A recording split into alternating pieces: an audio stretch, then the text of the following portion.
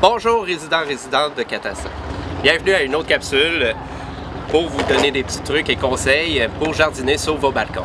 Aujourd'hui, on va travailler une balconnière de fines herbes.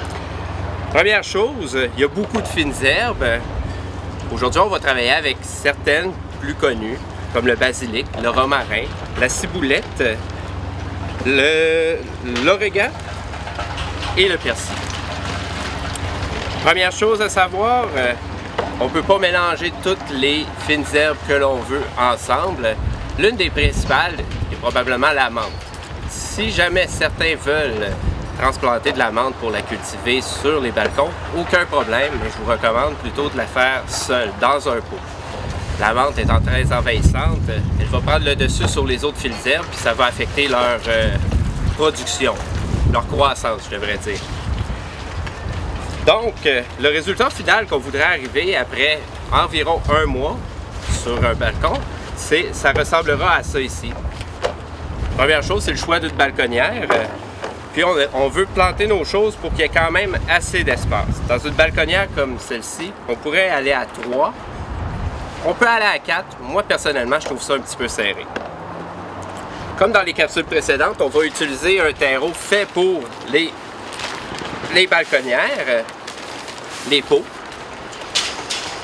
On va ajouter un petit peu de terreau dans le fond de nos balconnières.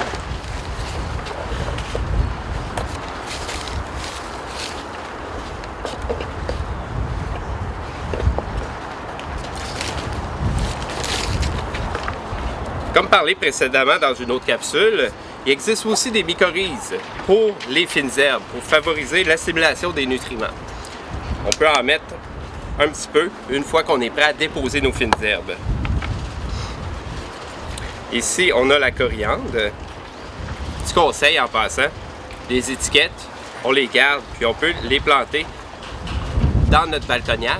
Des fois, ça nous aide un petit peu à savoir où vont être, plutôt se rappeler du nom. Des fois, le système racinaire est assez fort que il faut peser sur les parois de nos pots pour pouvoir aller sortir la fine herbe de son pot.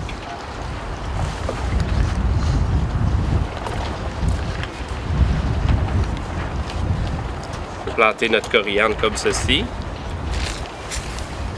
Basilic, ça vient parfois gros. On est mieux de le mettre sur un côté plutôt de le mettre en plein centre. Donc il va pouvoir déborder d'un côté. Puis on pourrait choisir tout simplement une ciboulette pour venir mettre au centre. On met un petit peu de mycorhize autour.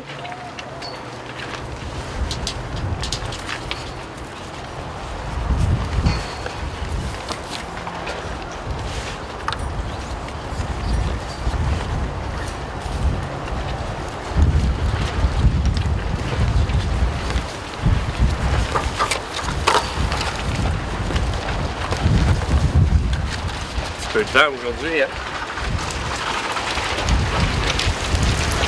Encore un peu de mycorhize pour le basilic. On renchausse avec la terre.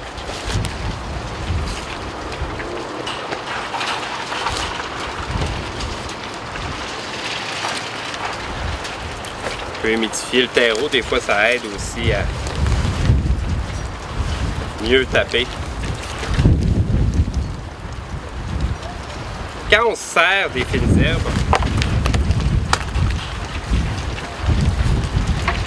c'est-à-dire quand on vient tailler un peu, il ne faut jamais trop tailler sévèrement. Il ne faut pas y aller, à moins qu'on veuille prendre le plan au complet, puis le remplacer par un autre. On va faire des tailles pour enlever un maximum de 25% du plan.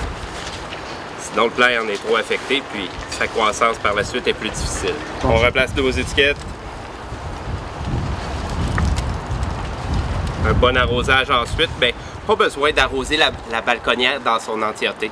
Juste arroser autour des plants, parce que le système racinaire est là. Naturellement, on va avoir besoin d'arroser en grosse journée d'ensoleillement tous les jours. Et en début de saison, je recommande de rentrer les balconnières si les températures descendent en bas de 6 degrés. Durant la nuit, naturellement. Les périodes venteuses aussi peuvent être dommageables pour les fines herbes, c'est quand même assez fragile, notamment le basilic comme celui-là ici.